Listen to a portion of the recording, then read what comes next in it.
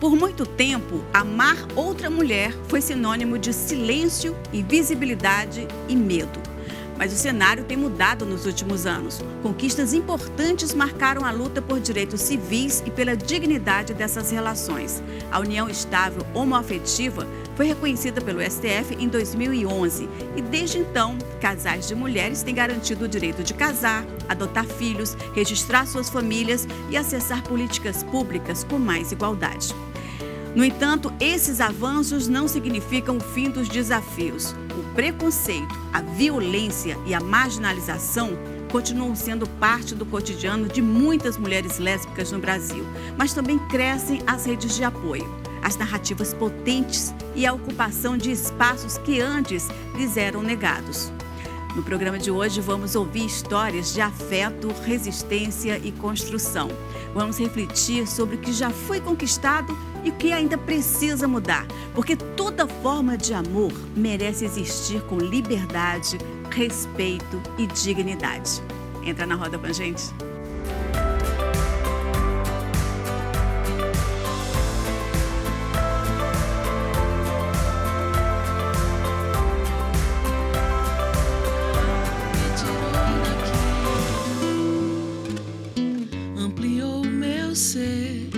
Quero um pouco mais, não tudo, pra gente não perder a graça no escuro.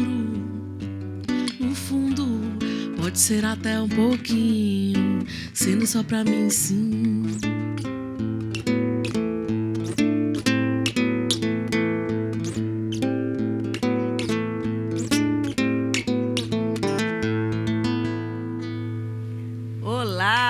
Seja bem-vinda, seja bem-vindo. Roda de Mulheres está começando com a voz belíssima de Thalita Luz. Hoje vamos falar sobre afetos que resistem, amores que desafiam normas e histórias que conquistaram espaço ao longo do tempo, os relacionamentos lésbicos. E para nos ajudar a refletir sobre este assunto, estão aqui com a gente a psicóloga Larissa Ferreira Nunes, a criadora de conteúdo Paloma Silva, a influenciadora Angélica Gomes e a estudante Valentina Silva. Sejam muito bem-vindas. Obrigada. É um grande prazer receber vocês. E esse casal maravilhoso aqui com a filhota, e vieram de Itapipoca, até agradecendo aí, mandando um abraço para o pessoal de Itapipoca, né? Vieram de longe. Vieram de longe, especialmente para o programa. Claro, Meninas, eu queria saber que vocês contassem um pouco a história de vocês, como foi esse início do relacionamento, como foi essa construção. Eu tenho 37 anos, né, assim, na minha vida sempre me identifiquei com lésbicas, né? Diferente da Paloma, que sempre teve relacionamento hétero, né? Heteroafetivo. E aí, de 1 ano e meio, 2 anos... A gente já se conhecia, na verdade, né? A gente já se conhecia. Começou como uma amizade. Que eu já gravava. Eram melhores amigas? Não. Eu já gravava na internet e aí ela me seguia, né? Sim. E aí a gente se conheceu, acabando ficando... Tipo assim, a gente se falava, mas não tinha esse... Vínculo tão de próximo, amizade, né? Certo. E aí as coisas foram acontecendo. Ela tinha um outro relacionamento, eu também tinha um outro relacionamento. No caso dela, um hétero? Sim. Hétero. Certo. Né? Eu tinha um relacionamento lésbico normal e aí logo depois meu relacionamento teve o fim, né? O dela também teve. E aí a gente foi se aproximando e acabou acontecendo. Aí surgiu esse grande amor, que já está com 2 anos, não é isso? Vai fazer 2 anos. Quase 2 anos. Quase 2 anos. E para você, como é que foi assumir, porque você falou que teve uma dificuldade aí, Sim, né? sim. A gente assumiu de verdade para todo mundo, para a família, para amigos em si, no final do ano passado. Sim. Mais ou menos no final do ano passado. Mas demorou muito mais por mim. Não por opinião de terceiros, não por medo do que iam falar, mas por mim, para eu esclarecer na minha cabeça o que eu estava vivendo, entender. Acho que é muito mais um entendimento, porque, como eu falei, né, sempre tive relacionamentos com homens, nunca me vi nessa posição de me envolver com uma mulher. E é um universo totalmente diferente. Não tem. Você tem uma melhor amiga dentro da sua casa. E isso é muito diferente do relacionamento com o hétero, né? São 2 cabeças que pensam bem parecidas. A gente consegue conversar muito bem. Então, a gente construir uma relação de amizade, entendendo e conhecendo tudo para poder, de fato, encarar, né? Porque eu acho que é um passo que quando você dá, eu tenho 32 anos, não dá para ficar brincando de, eu vou experimentar isso, eu vou experimentar aquilo. Não, eu não queria me sentir experimentando. Se fosse para eu fazer mesmo, que fosse algo que eu tivesse certeza do que eu estava fazendo, do que eu estava encarando, até porque eu tenho uma filha, né? Então, não tem como brincar vou ser adolescente aqui, vou testar, né? Não dá para ficar testando muita coisa, não. Tem que ser mais centrada. Mas... E como é que foi para a Valentina? Bom, eu já conhecia a tia Angélica, né? Por elas serem amigas, ficarem se conversando. Já tinha ido na casa dela várias vezes assim, né? Então, para mim, não foi um problema ser com mulher, ser com a tia Angélica, por causa que, para mim, já é uma coisa normal. Eu tenho muito meio da internet, sigo muitas influenciadoras que são LGBTs. Então, para mim, não era problema. Eu só queria que minha mãe fosse feliz. Se fosse essa felicidade, fosse com a tia Angélica, tem o que fosse. Espero tudo de bom para ela desde o início. E apoio para sempre. Olha que muito lindo. Essa geração aí é transformadora, né? Essa nova geração, ela tem se aberto mais, né, para discutir, para ver, mas isso a gente tem que entender que é fruto de todo o movimento do passado. Sim. Né? Então, historicamente, o movimento que antes se chamava movimento homossexual, depois movimento gay, depois o movimento GLS, aí depois veio para a construção do GBT, GLBT, depois o LGBT, e agora a gente já está entendendo que existem mais identidades, mais sexualidades, né? Então a gente está numa sigla de LGBTQIA+, a gente já está trabalhando com outras demandas. Então esses avanços que também são frutos dessas conquistas, de mudanças legislativas, né? A gente tem muitos marcos, isso facilita o entendimento de que não é algo do outro mundo, mas ao contrário. É algo do nosso comum, algo que historicamente sempre esteve, né, na civilização como um todo, mas que foi invisibilizado, foi marginalizado, e esse movimento, né, que conseguiu galgar essas conquistas e que até hoje, não agora a gente tem conquistas, agora a gente tem que manter as conquistas. É sempre importante a gente dizer que tudo aquilo que a gente conquista pode ser perdido. O avanço do neoconservadorismo... Simone de Beauvoir já disse isso em relação às mulheres, né? Exatamente. O movimento feminista também conquistou muitas coisas pra gente. E o movimento feminista estava muito próximo do movimento lésbico durante, né, toda essa história. Então, nós conquistamos coisas para nós, mulheres lésbicas, mulheres bissexuais, porque nós decidimos não aceitar mais as injustiças, o machismo, a misoginia, a lesbofobia, né, a bifobia. E aí isso chega também nessa nova geração. Mas é preciso dizer que também essa nova geração que tem famílias mais conservadoras, mais tradicionais, acabam não tendo a mesma compreensão, né? Não é o caso de vocês, ao contrário, é uma família belíssima e que trabalha abertamente sobre as coisas da sociedade, que mostra que essa sociedade se transforma. Não, e essa fala da Valentina foi assim maravilhosa. Né? Nossa, obrigada.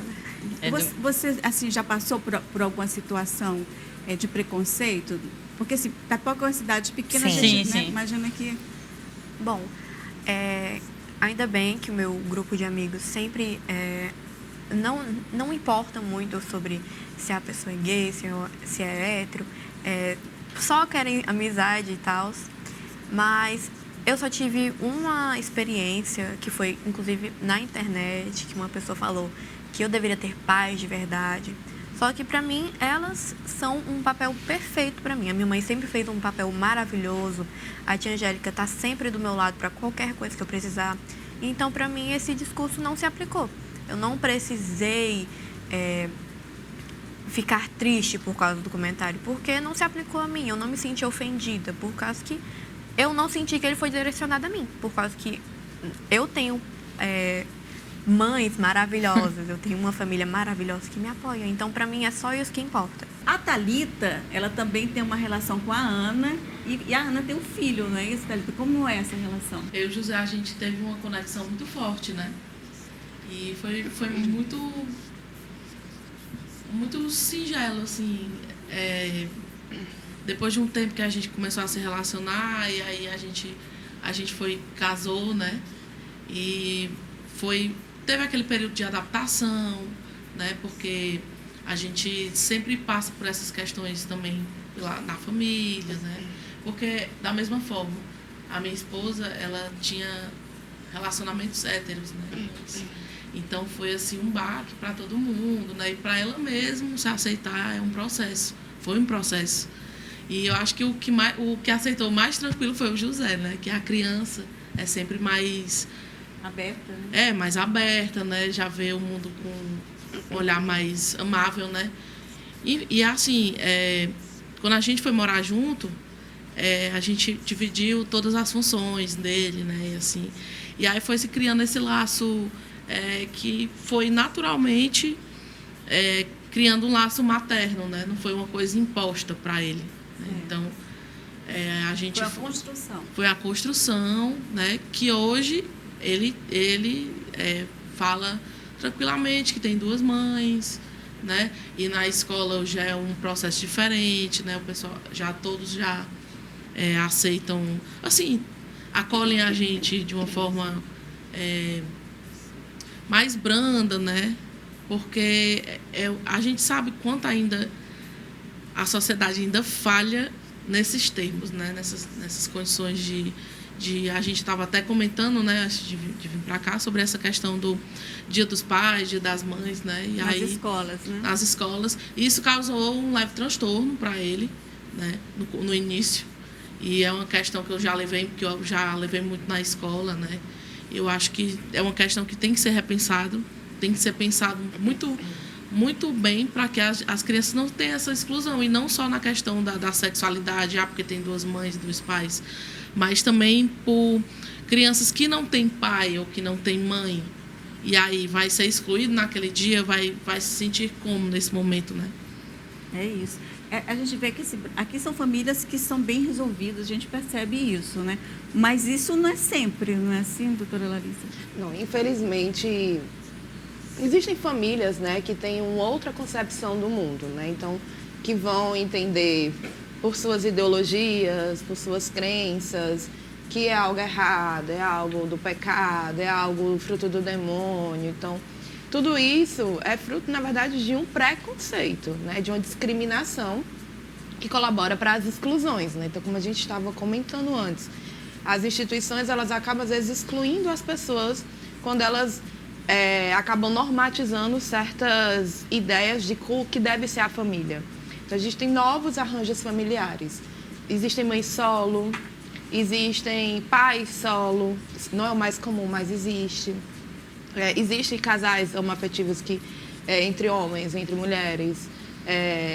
Existem pessoas trans que engravidam. Então, assim, existem novos arranjos familiares que a escola precisa começar a enxergar isso, para que isso não cause nada, psicologicamente falando, para aquela criança que está vivenciando aquela situação. Porque se a escola ela vai prezar pela exclusão, pela discriminação, imagine os alunos que estão lá e que vêm dessas famílias que às vezes não têm essa concepção. Sim. A gente vem de avanços culturais. Vocês estavam comentando sobre as crianças, de ser mais puras, né? Ter um olhar mais sensível. Porque elas ainda não aprenderam preconceito. Não foram ensinadas. Mais porque novos... você falou um ponto que é bem importante. O preconceito, ele é ensinado. Ele é ensinado, né? Nós não nascemos preconceituosos. Não. Nós fomos ensinados a ser. O racismo é outra questão também que Outro preconceito que você internaliza, né? Existem alguns autores dentro da psicologia que vão trabalhar a internalização. Você se insere na cultura, essa cultura ela tem estruturas, sejam raciais, LGBTfóbicas, e aí essa criança ela vai internalizando e aprendendo isso. Então, desde o observar, tipo, ver, por exemplo, sua mãe, seu pai, ou suas mães, seus pais, fazendo algum ato preconceituoso, ou a escola, a instituição, seja o que for, a, de fato, o verbalizar. Você também ver alguém verbalizando um tipo de preconceito. Aquela brincadeirinha besta, que sempre tem aquele tio que faz com fulano, é o viadinho, é não sei A o quê. gente sempre tenta cortar a criança isso em casa, absorve, sempre. né? A criança vai absorver. É porque é na brincadeira, é na piada, que o preconceito vai se fortalecendo, né? Eu acho que a gente tem que combater muito isso, realmente. Existe um conceito que é o racismo recreativo, a gente também pode entender que a LGBTfobia pode ser usada de uma forma recreativa totalmente deturpada. Nessas mini brincadeirinhas, que não é à toa que muitos adolescentes travestis, adolescentes transexuais acabam evadindo da escola. E vem até aquela discussão, elas evadem ou elas são excluídas a ponto de saírem da escola por não se sentirem acolhidas. Isso pode acontecer com qualquer pessoa LGBTQIA+, que esteja na instituição escolar ou até mesmo universitária. Porque a permanência de LGBTQIA+, dentro da instituição universitária é um desafio para as pessoas LGBTQIA+. Começam os estudos, mas não continuam por diversas questões de desigualdade social, de igualdade racial, mas também questões de gênero e sexualidade. Porque elas não se sentem acolhidas ali, não se sentem recebidas. A importância aí da família, a importância da sociedade, né, para abraçar essa causa. A gente vai falar mais sobre isso, mas no próximo bloco a gente volta já já.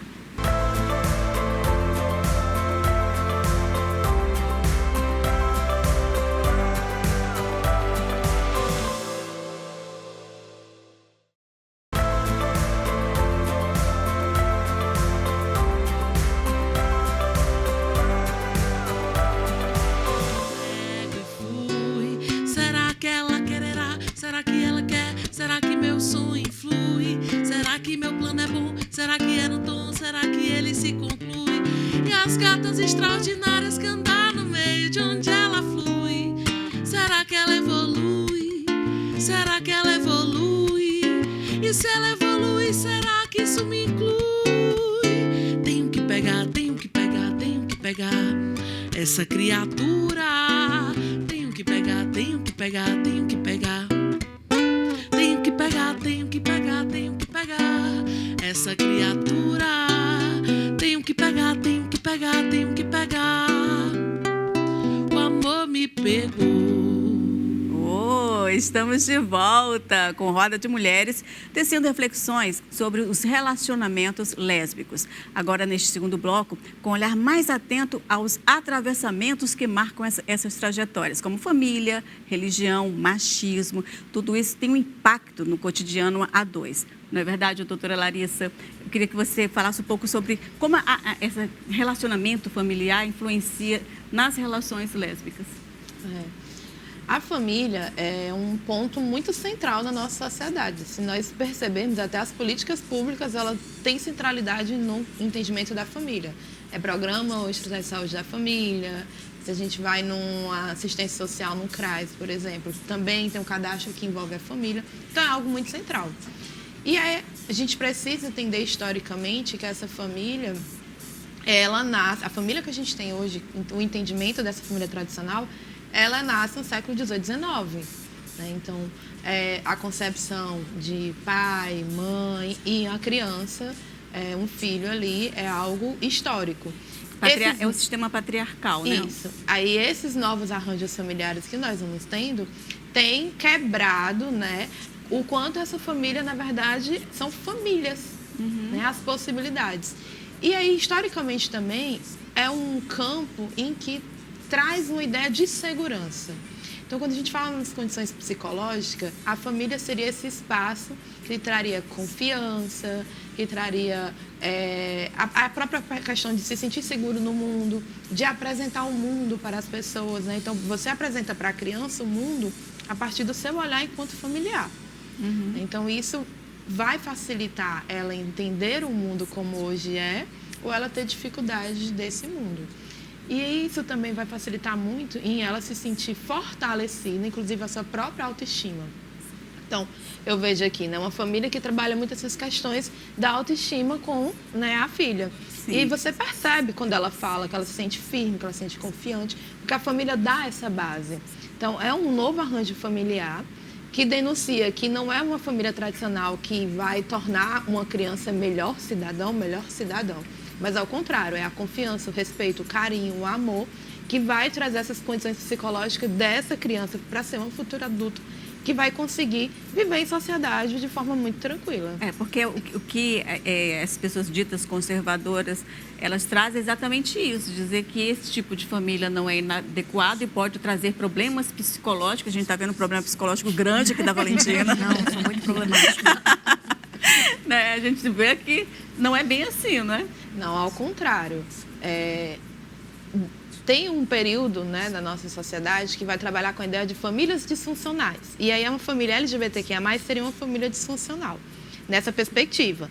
Só que isso já caiu por terra, né? Nós temos mostrado que não é isso. Que o que traz questões de traumas, vivências, que vai trazer ali alguma condição, alguma situação que seja ruim para a vida daquela pessoa, está muito mais ligado a outras situações. Por exemplo, uma família que tem alguém que tem algum vício, né, que pode trazer esse vício dentro do arranjo familiar. Uma família que tem ali algum tipo de violência, então, assim, uma violência doméstica. Então, esses traços é que vão trazer consequências psicológicas para essas pessoas. Não é porque também é um homem ou mulher, ao contrário. É porque tem outras situações que vão atravessar o cotidiano dessa família que pode acarretar, não vou dizer que é determinista, mas que pode sim colaborar para alguma situação psicológica, desenvolver isso futuramente. Uhum. Teve muitas conquistas durante essas últimas décadas, né? Mas, na opinião de vocês que estão vivenciando isso, o que ainda está faltando? Eu acho que está faltando Na verdade, eu acho que falta, no geral, as pessoas entenderem que a sua vida, as suas decisões, elas vão reger somente a você. Se você tem uma religião, você... vive de acordo com a religião. É a sua vida. A sua religião vai reger a sua vida. As decisões da sua religião é para a sua vida. Não tem nada a ver com a vida dela, nem com a minha, nem com a minha. Então, assim, muita coisa já foi conquistada, muita coisa já foi estabelecida, mas mesmo conquistando até para se manter aquela conquista, a gente já tinha falado ali atrás, é difícil. Porque sempre tem alguém para derrubar, sempre tem alguém querendo falar que está errado, que está isso. Porque se estão duas mães, se estão dois homens casados, a criança vai nascer, vai crescer gay, vai crescer lésbica. Eu nasci no mundo hétero. Tudo que eu vi na minha vida foi hétero. Na televisão eu só vi hétero. Só era homem e mulher se beijando, mas hoje se aparece duas mulheres se beijando, que a minha criança veio sair, ela vai... Como que eu não sou hétero? Porque eu só vi mulher e homem na televisão, minha vida inteira. De tudo que foi jeito, de todas as situações que você possa imaginar, passava na televisão, sem nenhum tipo de censura, muitas vezes. Que antigamente era muito pesado, né? Mas você está trazendo uma coisa que é interessante, que o que a gente observa hoje também, por conta dessas lutas, é que a mídia está absorvendo e está trazendo isso, sim, né? Sim. E dando mais visibilidade. Hoje você já vê casais até sendo protagonistas em novelas. Sim. E isso, eu estou colocando aqui a novela, porque a novela é muito cultural nossa, né? Mas é que as pessoas se refletem muito e somos muito consumidores disso. Sim. E é importante porque ali você se vê representado. E acaba isso virando normal, né? Porque acho que o fato de você não ver sempre é que faz com que essa coisa não fique tão não normalizada, as pessoas mais estranho, né? Causa estranheza. Quando a gente fala sobre essa questão cultural, sempre teve classificação. Você não era para criança assistir novela. Porque a gente sabe que tem um conteúdo mais adulto, né? Muitas vezes a novela das 9, hoje em dia, né? Acho que conforme as coisas vão evoluindo, cada vez fica tudo mais explícito. Antes era uma coisa mais velada. A Valentina, quando era pequena, que passava qualquer cena, ela tampava o olho. Eu nunca ensinei, mas era uma coisa que ela achava que aquilo para ela era diferente. Mas se for olhar o que a criança pode consumir, o que não pode consumir, pela classificação fala. Não é para os pais aceitarem certas coisas. Até que ponto a criança pode ir? Até que ponto eu estou liberando, eu estou deixando? Porque eu acho que a minha relação com a Valentina sempre foi uma relação muito de diálogo. Tudo que eu sempre morei com os meus pais, de uns anos para cá eu vim morar sozinha com ela, mas eu sempre fui a mãe. Por mais que morasse com os meus pais, eu nunca perdi a autoridade de mãe. E essa parte de conversar, de instruir, de orientar certas coisas que eu via que estava errado, ou que ela tinha alguma colocação, eu sempre fui ali e ponderei, né? Acho que hoje a gente ter essa relação que é tão aberta, né, da gente ser tão amiga, foi uma construção, né? Eu com a minha mãe tenho uma relação maravilhosa, mas a gente não teve isso. Acho que é de cada pessoa mesmo, de colocar a mãozinha na consciência e tentar mudar, né? É porque a geração da sua mãe também é uma geração muito que os pais não chegavam muito próximos. Não tinha diálogo que hoje existe.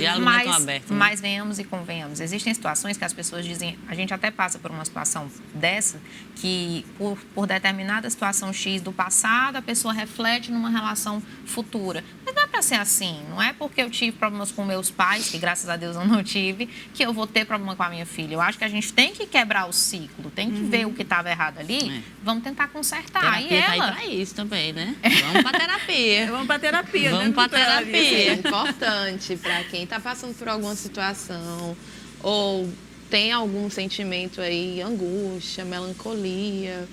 Enfim, é sempre importante. Às vezes as pessoas têm um entendimento, embora isso tenha diminuído muito depois da pandemia, mas ainda existe esse estigma de que a terapia é para a pessoa louca, né? O estigma da loucura ainda se faz presente. Mas pós-pandemia se diminuiu muito. Acho que as pessoas começaram a perceber que às vezes a gente precisa ter um espaço seguro para falar sobre si e para se entender muitas vezes nesse espaço. É necessário. Então a terapia seria esse lugar. A psicoterapia é esse espaço de você ir lá. Você não vai ser julgado pelo que você fala, você vai ser acolhido. E isso, às vezes, as pessoas não têm isso em outro espaço. Sim. Então, ele acaba sendo fundamental para muitas pessoas. Se todo mundo fizesse terapia, o mundo era melhor, com toda certeza. A pessoa vai se preocupar com a sua vida, entendeu? Vai tentar se conhecer, porque às vezes está tão preocupado com a vida do outro que esquece, não sabe para onde vai, não sabe o que quer, não tem um direcionamento na vida, porque está mais focado no que é que o outro está fazendo, como é que o outro ganha dinheiro, quem é que o outro beija, quem não beija, e esquece da própria vida. E aí tá lá, você olha para a vida da pessoa e você fala, não vou nem responder, porque a vida já respondeu por mim. Está vivendo a vida do outro. Vivendo a vida do outro, e a vida da pessoa, às vezes, não é nada. Não cresceu, não galgou, não trilhou um caminho, não fez nada. E aí, às vezes, você até pensa, se eu entro na discussão com essa pessoa, se eu não entro, não vou entrar não, porque a vida já respondeu por mim. Que tá lá. A vida da pessoa é a própria resposta para aquilo, tudo que ela coloca da boca para fora. Quando ela tenta atingir o outro, quando ela tenta jogar todas as amarguras da vida dela para o outro, as pessoas frustradas, elas são as piores pessoas para você ter perto. Porque nunca tá bom, você nunca vai conseguir, tem certeza que vai dar certo, ela nunca tá para te dizer uma palavra bacana. Não tem a positividade. Não tem, ela só quer ali te derrubar a todo custo que ela puder. Isso aí o mundo tá cheio. Porque a pessoa não faz terapia, se fizer terapia... A terapia, ela é uma parte foi uma parte muito importante e vem sendo, né? Na relação da nossa família, porque foi muito conturbada nessa questão da minha esposa falar, né, que ia casar com a mulher. Sim. E tudo. E assim, a família dela é muito religiosa. A minha família nem tanto, porque eu já tinha assumido já para minha família já há muito tempo, desde os 15 anos. Eu já trocava muita ideia com a minha mãe. Então, minha mãe sempre me acolheu muito, né? Mas aí, da parte dela, já era mais complicado. E aí, começou a se ter muitos conflitos e foi refletindo na gente, na criança, nos pais dela. E a gente, num contexto geral, se refletiu esses conflitos. E aí, até o momento em que todo mundo decidiu fazer sua terapiazinha. Mas a terapia é você e a não, sua cada um fazer a família... sua, cada um fazer a sua. E aí isso foi naturalmente durante o tempo. Hoje a gente tem outra relação. Eu tenho outra relação com a família dela, ela tem outra relação com a família dela. E eu já me sinto acolhida, né? A gente mostrou que não era só uma coisa passageira, que a gente estava ali para ser parceira mesmo, que era o que a gente queria, né? Que a gente queria fazer bem ao nosso filho, né? Que a gente queria trazer o melhor ambiente para ele poder desenvolver todas tudo que ele tem de bom, né? E assim, o pessoal até fala que ele é muito parecido comigo, né? Ele gosta de música, gosta de arte, gosta de... E para ele foi muito bom essa convivência da gente, né? Ele trouxe muita criatividade dentro dele, ele se abriu mais para o mundo, né? Então, a gente entender que a gente precisa respeitar as relações, né? Respeitar que o outro não vai amar da sua forma, né? E a terapia foi muito ideal, assim, para a relação. Respeitar o outro já é o começo de tudo, porque aí você entende que, tipo, você não tem que estar dando pitaco na vida do outro, você não tem que estar achando ruim que fulano beija Beltrano ou que não beija. Tipo, cada um cuida da sua vida e o mundo seria muito melhor se todo mundo fizesse isso. Pois é, porque coloca assim um medo e um tabu nessa questão da relação lésbica, como se fosse algo, enfim. Mas acho que o importante é saber que a pessoa é feliz, importante. Sim. Porque adianta a pessoa estar indo contra a sua natureza, né? E para agradar uma sociedade. Ser infeliz. E ser infeliz. Né? Vivendo relacionamentos Vivendo... falidos, muitas vezes você vive E o de que a sociedade violência, quer que porque às você vezes- viva, Sim. com medo de encarar, com medo de se libertar, de bater nos peitos e dizer, vou fazer mesmo, pelo que os outros vão falar, pelo que a sociedade quer que você viva. Mas muitas vezes você não vai ser feliz, você vive trancado ali, você vive preso, vive contido, mas não tem a coragem de fazer justamente por isso, porque todo mundo gosta de dar pitaco. São várias pessoas que E vivem os assim. transtornos psicológicos, né, que engloba isso, para você depois ter que tratar, é um longo processo. É um transtorno né? porque você não se aceita e depois que você se abre, é outro transtorno porque você não consegue lidar, às vezes, com aquilo que você está sentindo, porque você não aprendeu a lidar com isso. É. E porque você se sente fora da sociedade, né? Fora da sociedade. Porque todos nós temos uma necessidade de ser aceita, de ser acolhida. Sim. Né? E quando a sociedade diz, não, o que você está fazendo é errado. Não, você é inadequado, entendeu? Ou inadequada. Isso aí acaba fazendo com que cause um transtorno realmente, né? O sentimento de não se pertencer a nada. Eu não pertenço à minha Isso. família, eu não pertenço a essa sociedade, Aí, o que é que você vai ter? Os seus amigos. A família, às vezes, acaba excluindo. Então, são as amizades que vão incluir essas pessoas. Você cria uma outra família, uma Você nova cria Você cria uma família afetiva, não mais por a laços gente- biológicos, não mais Mas por é isso laços mesmo, sanguíneos, é um laço afetivo. E esse é o espaço que se torna a principal rede de apoio para as pessoas LGBTQIA+. Um dado importante, diante dessa não aceitação, das discriminações que as pessoas sofrem, LGBTQIA+, de modo geral, mas especificamente de lésbicas, é que nós somos, lésbicas, o segundo maior público LGBTQIA+, a cometer suicídio. Então, imagina o esgotamento mental Que a pessoa chega, que a né? pessoa chega a ponto disso. Então, é um público que precisa ser visibilizado, que precisa ser olhado, que precisa ser cuidado e que as políticas públicas precisam estar prontas para fazer essa ponte, né? De realmente atender essa população como um todo. acolher, né? A gente tem, por exemplo, aqui no estado do Ceará, nós temos 2 centros de referência LGBTQIA+. Né? No caso, o Centro Estadual de Referência LGBT Tina Rodrigues, que é do estado, e temos o municipal, que é o Centro de Referência Janaína Dutra. Esses 2 centros têm psicólogos e psicólogas lá disponível para fazer alguma escuta emergencial. Não é um espaço de psicoterapia, que a gente estava falando da importância da psicoterapia, mas é um espaço de escuta emergencial que pode colaborar muito e pode indicar. Tem outros técnicos também, como advogado, como assistente social, que vão colaborar. Né? Eu faço parte da Secretaria da Diversidade, a primeira secretaria a nível Brasil, de escalão, né, que vai trabalhar política LGBTQIA+, aqui no estado. Eu trabalho lá e eu tenho muito orgulho de dizer que a secretária dessa secretaria é uma mulher lésbica. Então, é a primeira secretaria a nível estadual do estado que tem uma mulher lésbica à frente e que, historicamente, fez sua trajetória de vida pautando na luta pelos direitos da população LGBTQIA+, aqui no Ceará. Então, a gente tem que visibilizar as questões, as demandas, não só das lésbicas, mas das filhas das lésbicas, inclusive de lésbicas que querem engravidar, lésbicas que querem construir uma família. Isso é uma pauta nova, isso é algo que precisa ser debatido, porque a gente não tem uma política pública para falar sobre isso, para cuidar, para olhar isso. Então, a gente tem feito o que a gente tem denominado de inseminação caseira.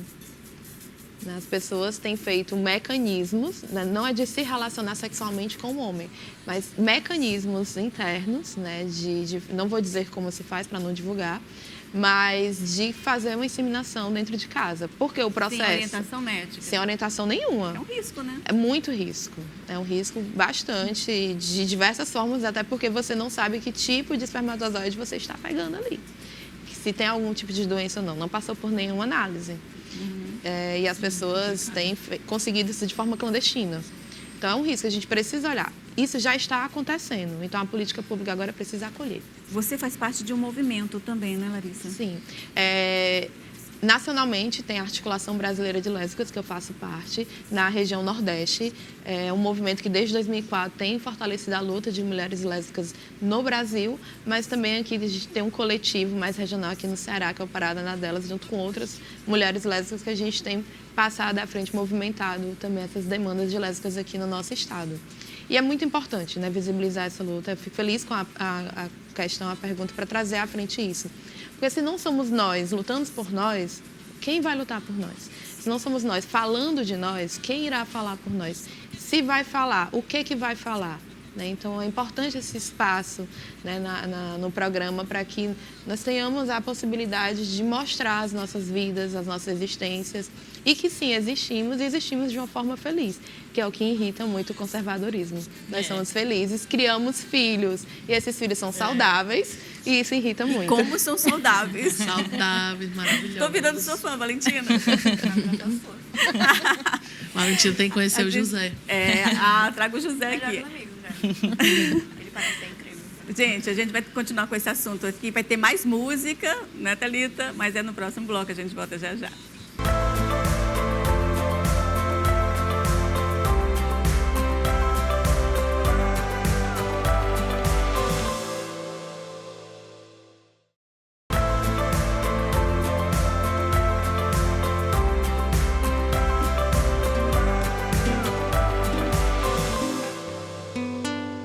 Vem cá, meu bem, deixa eu te fazer bem, que hoje eu tô zen, quero te beijar.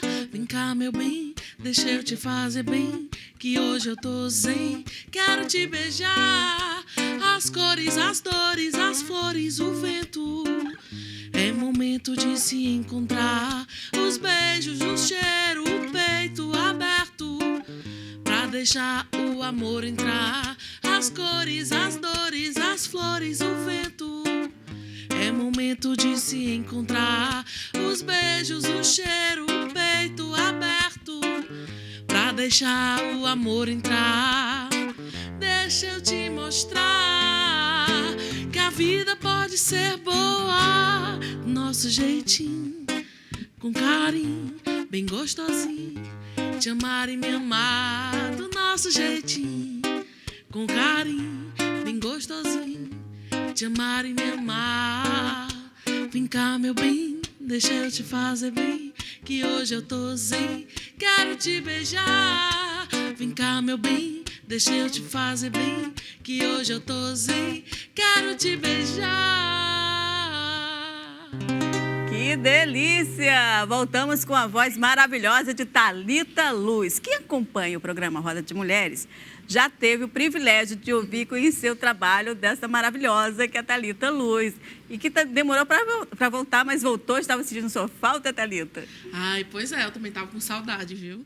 Essa música é nova, você fez para homenagem essa música é minha, tá no meu show que eu lancei, que eu fiz há pouco tempo, né? E vou estar lançando esse ano, que é o Metamorfósica.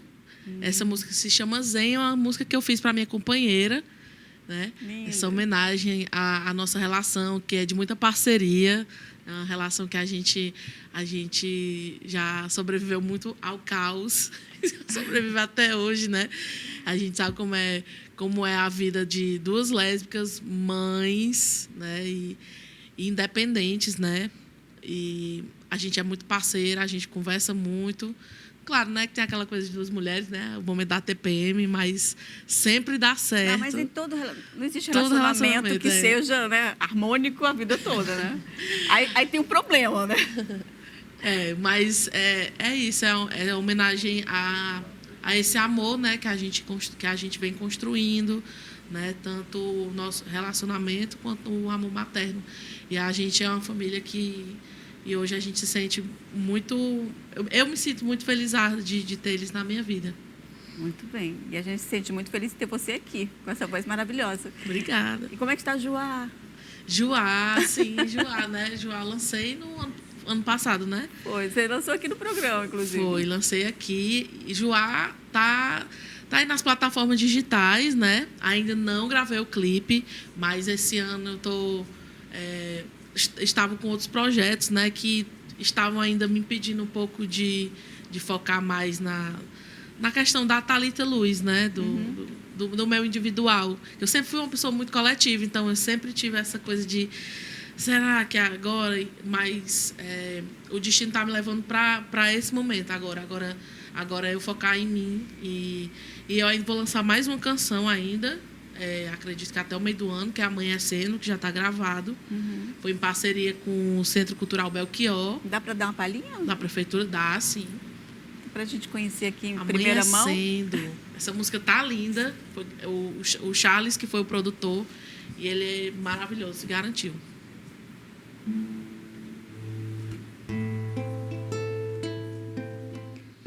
A cidade vai passando, atravessando o tempo. E os momentos vão passando como um temporal. Uma vida, a tecnologia, a guerra, a fúria e o medo. Mistura dos desejos, decretos banais.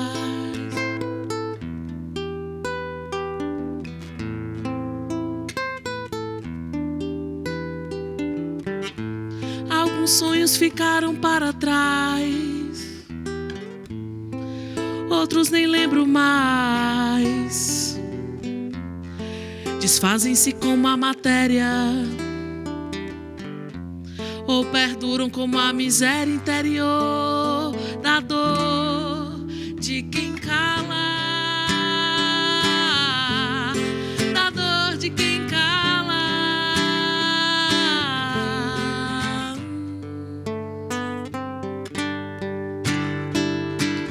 Uma noite sem dormir eu fico a imaginar que logo será outro dia com a mesma rotina, os mesmos vícios, a mesma gente e os mesmos jornais. Mais uma noite sem dormir eu fico a imaginar que logo será outro dia com a mesma rotina, os mesmos vícios, a mesma gente e os mesmos jornais. Decretos banais, decretos banais. A cidade vai passando, atravessando o tempo. Que maravilha! Delícia. Vai lançar? Essa daqui a um música já mês. está gravada. Já está gravada e vai ser E lançada. eu vou lançar até o meio do ano. Eu estou só organizando o local que vai acontecer esse lançamento. E eu quero apresentar também, no dia do lançamento, esse show Metamorfose, que é um show que eu trago as minhas canções autorais, né? E algumas releituras, mas mais canções minhas que eu já venho compondo desde 2015. E aí eu juntei tudo nesse show que se chama Metamorfósica, né? Tem datas já para acontecer? Não, ainda não, porque eu ainda estou atrás do local. E aí eu só quero lançar ela quando eu tiver certeza desse local certo. E aí eu estou ainda em negociação, ainda com as pessoas. Mas logo mais eu já vou estar lançando essas datas. Acompanhem as redes sociais, viu, pessoal? @ThalitaLuz, __, que aí vocês vão estar ligadas aí quando é que vai acontecer esse momento. Delícia. Thalita, que prazer grande ter você aqui. Você sabe que eu sou sua fã, né? Eu sei, eu fiquei Adoro. muito feliz, né? Teve algumas vezes que você chamou e eu não pude vir, né? Aquela correria de sempre, Carnaval, São João. Mas agora finalmente pôde. Mas agora deu certo. Você sabe que você é sempre bem-vinda aqui, né? Gratidão. Eu que agradeço. E todas nós, né, poder ouvir essa voz belíssima. Meninas, vocês têm um canal, né, na internet? A gente tem página no Instagram. No Instagram? Sim, no TikTok também, mas eu trabalho mais no Instagram. Mais no Instagram. Muito vídeo de humor, né? Nos stories tem muita fofoca. Né? O conteúdo diário é fofoca, a gente está sempre comentando sobre... Mas são as duas juntas? Não, são perfis separados. O meu é @GomesPaixão, né? Que é o perfil individual, onde ali eu mostro meu dia a dia, mostro meus trabalhos nas lojas, mas no conteúdo no geral é muita fofoca, né? Estou sempre comentando sobre tudo, sobre artista que que acabou, tá namorando, quem beijou, quem não beijou, e também muita opinião política, porque a gente fala de tudo. É um perfil bem eclético, a gente tanto fala de uma subcelebridade que fez alguma coisa, como fala de questões políticas, sobre agora a morte recente do Papa.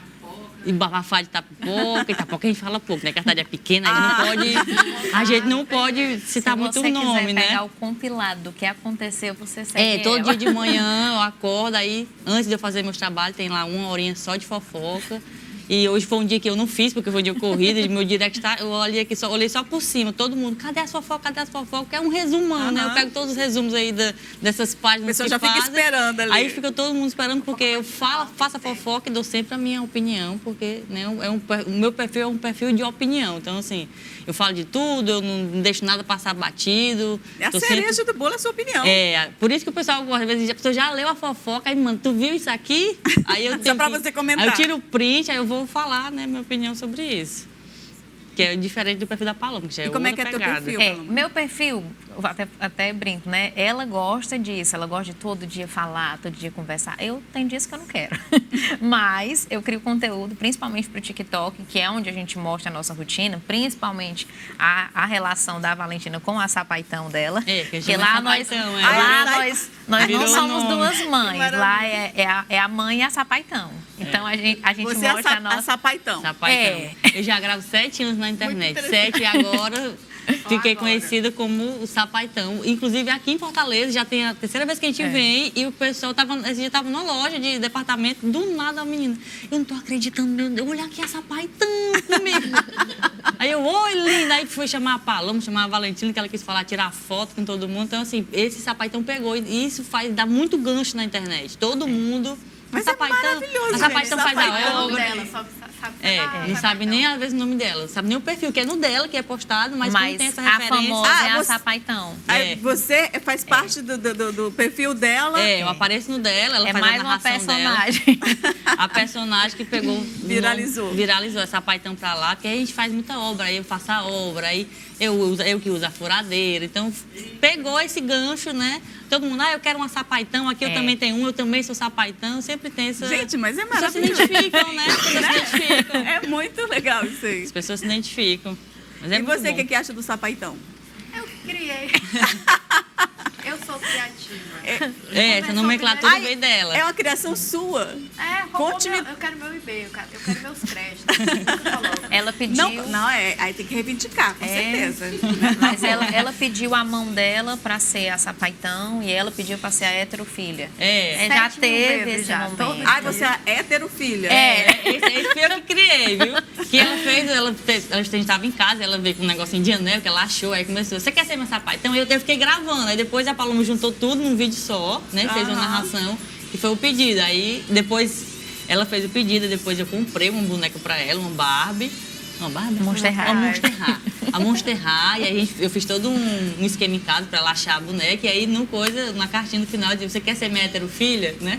E aí pronto, tem todo esse contexto. Ficou por aí.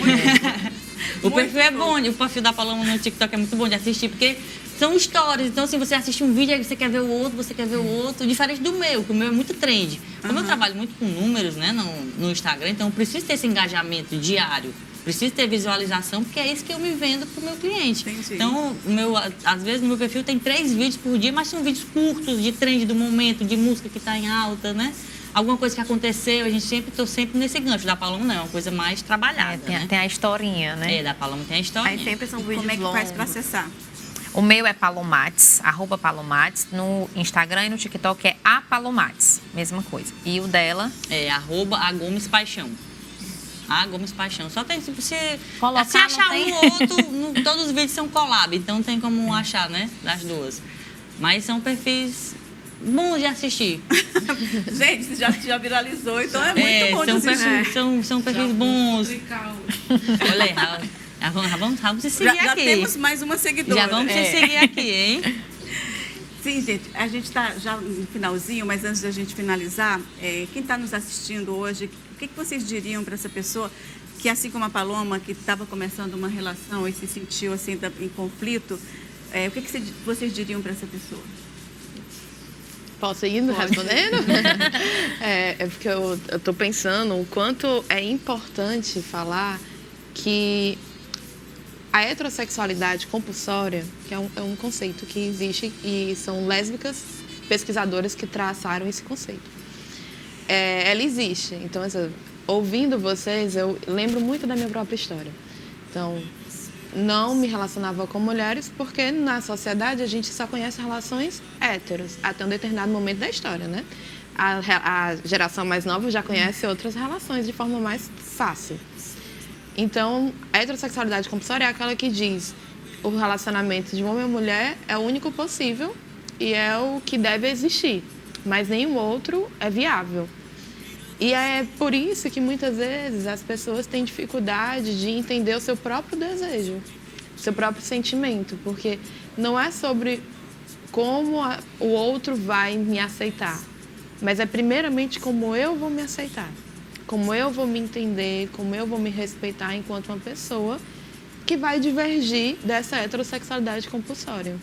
Então, primeiramente, tentar se entender, se ouvir,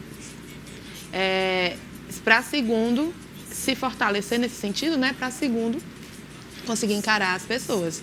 Porque vai ter pessoas que vai dizer que legal, mas vai ter pessoas que talvez irão dizer coisas não tão agradáveis. E vão ter pessoas que vão ficar neutras. Então, você tem que estar fortalecida para isso. Então, quando você diz, eu precisei de um tempo, ou quando, né, fala, a família precisou de um tempo, por conta dessa normativa da heterossexualidade compulsória, às vezes a gente precisa passar por esse tempo para se fortalecer, para daí dizer, sim, sou sapatão, sim, sou lésbica, sim, sou casada. Com outra mulher. Com outra mulher, e não tenho problema nenhum com isso. Mas a gente precisa se fortalecer primeiro. Mas é um trabalho interior, né? Isso. Então, às vezes, é preciso terapia. Tem pessoas que precisam passar por terapia porque estão tão fragilizadas que elas precisam de um espaço seguro para conseguir se reerguer nesse sentido. Um suporte, né? E, às vezes, tem gente que não precisa e conseguem sem esse suporte, sem esse tipo de apoio.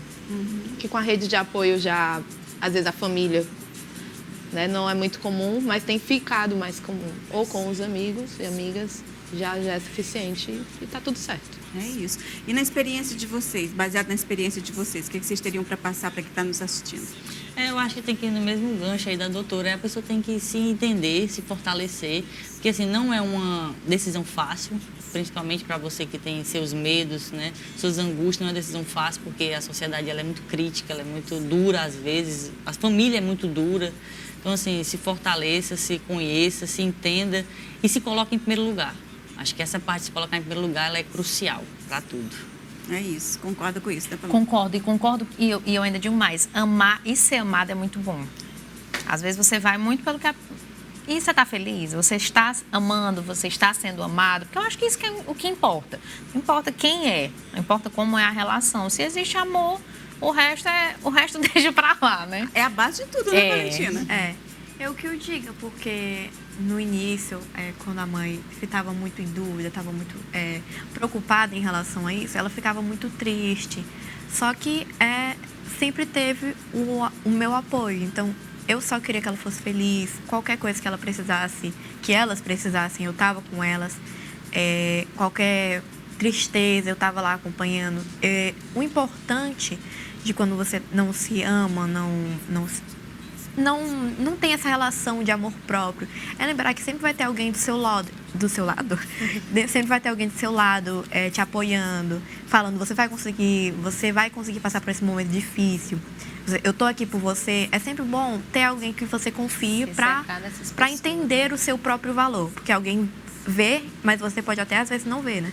É isso, muito bem. E pode ter certeza que o seu cuidado com essa mãe foi fundamental para ela se sentir forte para ir lá e dizer para o resto do mundo: agora eu amo e eu amo uma mulher.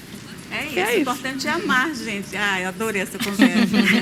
Infelizmente, nosso tempinho acabou, mas foi maravilhoso. Muito obrigada pela presença de vocês, pelas trocas. O Roda de Mulheres de hoje foi um convite à escuta, ao respeito e ao reconhecimento da diversidade nos afetos. Conversamos sobre conquistas importantes para os relacionamentos lésbicos e sobre os desafios que ainda precisam ser enfrentados para que o amor entre mulheres seja vivido com plenitude.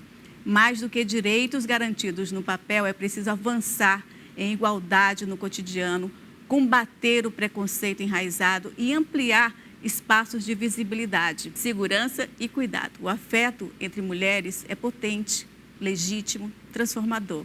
Agradecemos às nossas convidadas maravilhosas que estiveram aqui conosco, por dividirem suas experiências, e a você que esteve conosco por acompanhar essa roda de diálogo. Seguimos juntas com coragem, escuta e compromisso com um mundo onde todas as formas de amor possam florescer. E se você estiver nos acompanhando pelo YouTube, não esquece de comentar e dar um likezinho lá pra gente, tá? Eu vejo você na próxima semana. Um super beijo. Ficamos com Thalita Luz. As armadilhas do mundo podem levar ao poço sem fundo, se entregar à tristeza, pra onde quer que é besteira.